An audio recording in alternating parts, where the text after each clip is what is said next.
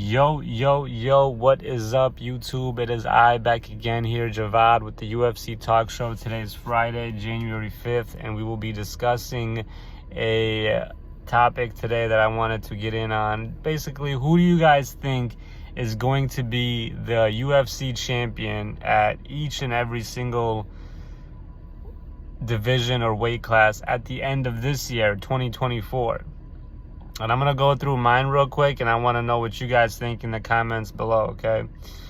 First of all, I know a lot of people think Khamzat is going to, but where? Like, he's not going to do it at 170 because he's not going to make 170.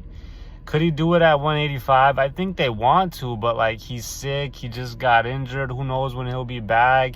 He can't really do well in 5-round fights as he can in 3-round fights, because there's been a couple 3-round fights that he's had where it looked like if they would have went 5 rounds, he wouldn't have made it. So I'm not going to be picking him to be a champion by the end of the year on any weight class. So we'll start off at 125. Pantoja, I think he will keep his belt. I think he's too good, too strong, too resilient, too nitty, too gritty, too good, too classy, too experienced. A lot of things. That guy is really good. And on top of that, he's just an overall nice guy. I think he's highly favored by God. So he's got history on his side, and he's got truth on his side, and he's got love on his side, and he's got friendship and family and power on his side. I think Alexandre Pantoja is a world-class flyweight champion. I think he's going to stay there for the entire year. Bantamweight, Sean O'Malley, 135.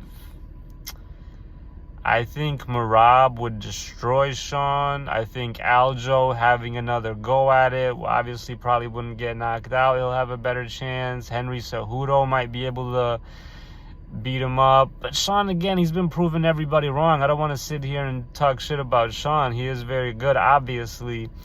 Now, who do I think is going to be the bantamweight champion? I think, you know what? I'm going to throw a long shot here, and I'm going to go with Corey Sandhagen.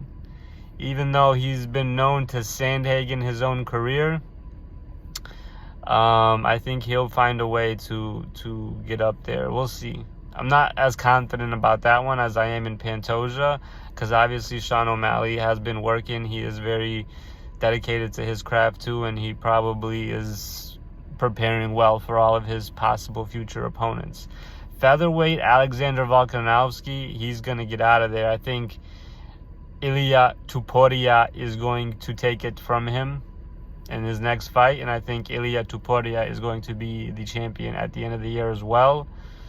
I don't think Volk's gonna beat him. I love Max. He's one of my favorite fighters, but I don't even think Max could beat him. I'd love to see it. I would love to see Max as the champ, but gotta give credit where credit is due. Ilia Topuria is a beast in the making, and I believe in him. 155, Islam Makhachev. Let me tell you guys something about Islam, okay? Mark my words. He will not make the 155-pound weight class more than another 3 times. So he's got another 3 title defenses max, and he won't be able to make that weight. So,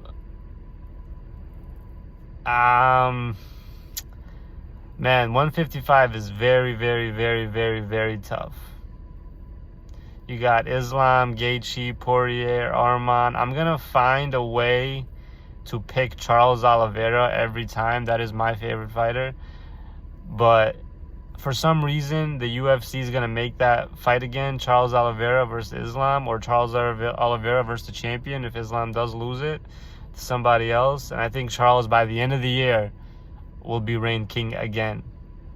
Welterweight, Leon Edwards, he's been holding it down. I thought Kobe was going to take it from him, to be honest, but obviously Leon proved to be the tougher opponent that night, and he retained his belt. You got Kamaru there. He already beat him twice, so I doubt he's going to get a chance again. Kamaru should move up. You got Bilal, but I don't think Blahal is going to be able to beat him. I got to go Shavkat Rakhmonov, man. I mean, that guy is undefeated, finished everybody. hopefully, if he gets the opportunity to fight for the belt, I'd probably put my money on him. Middleweight Sean Strickland, I mean, if there's a will, there's a way. You know, if Sean Strickland can win it, he can keep it. But it's going to be a tough one. By the end of the year at 185, most people are probably going to pick Khamzat. But I'm going to refrain from picking Khamzat. And I'm going to go...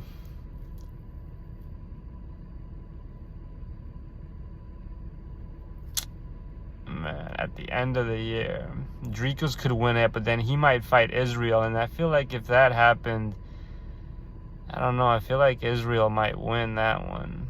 But it's tough to bet on Israel, you know, like, he's not a man's man, you know, like, he used to be, I feel like, but painted fingernails, you know, his name's Israel. I mean, I can't support this guy, really, you know, he's got a bunch of red flags, so... I'm going to have to put my money on somebody.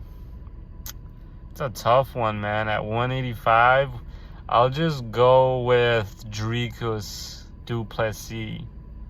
Because the way he beat Robert was unexpected, and I think he'll be able to beat whoever else he fights to. He's been proving everybody wrong since he started. Light heavyweight, Alex Pereira, Jamal Hill, Yuri Prohaska, Magomed Ankalaev, Jan Blachowicz, Alexander Rakic, Nikita Krylov. I like Nikita Krylov. He's really good. I'm going to go with Nikita Krylov. I really like Nikita Krylov. Like, as a fighter, yeah, that guy, right up my alley. Even though Jamal Hill's right up the road for me out here in Grand Rapids, and I love Yuri's samurai spirit, and I love Alex Poatan Pereira, I'm not a big fan of Magomed or Jan or Rakic, but Krylov, that's a fighter's fighter right there. I could see him dominating whoever he fights. The only thing is the UFC going to give him that opportunity? Because a lot of these guys don't have any personality. They won't be able to draw flies to shit. It's terrible, you know, so we'll see what happens there. And then to finish it off, heavyweight, I'm going to go with John Jones if he's in it. If not, Tommy, let's go. Tommy Aspinall. Tommy Aspinall. I mean, he mopped the floor with Sergey. He'd do the same thing with Cyril. He'll do the same thing with Stipe and Curtis and all these guys. Tommy's too good. Him and John Jones is a very elite matchup. I would love to see that. I don't know who would win that. I'm a big fan of both of them. But we'll see what happens. Obviously, one's older, one's younger, one's leaving, one's coming up. We'll see what happens. I'll go with John Jones and Tommy Aspinall. They're both the champs right now, and I think it's going to stay that way because they're the best in the business. That's my take. Let me know what you guys think. Peace.